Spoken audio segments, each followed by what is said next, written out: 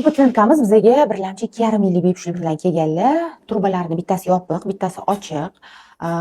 Hamda endometrioidni kistalari bo'lgan, uni operatsiya yo'li bilan oldirganlar hisobiga tuxumdonlari kichkina bu tabiiy homiladorlikni harakatini qildik. Deyarli 1 yil davomida homiladorlik bo'lmadi. Bularni eko protokoliga oldik.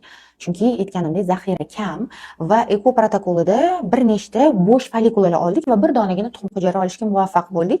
Shunaqa holatlar ham bo'lib turadi. Shunaqa qarorga keldikki, bu tuxum hujayrani urug'lantirmaymiz, banking qilib muzlatib qo'yamiz va yana yangi folikulalarni o'stirib, yangi hujayra olamiz deb.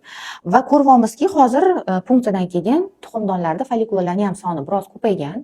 Ya'ni bitta, ikkita, uchta folikulalar ko'rsak, hozir 4 ta, 5 tadan folikulalar ko'ryapmiz va shuningdek tuxumdonlarda folikul yorilib, o'rnida sariq tana hosil bo'lgan, ammo endometriy yupqa. Endometriy ham folikul kattalashgandan keyin u ham shiroki bo'lishi kerak, keng bo'lishi kerak endometriy. Ko'pincha surunkali infeksiya bo'lsa, bachadonning ichida yoki chandiqlar bo'lsa va prolaktin baland bo'lsa ham shunaqa narsa bo'lishi mumkin.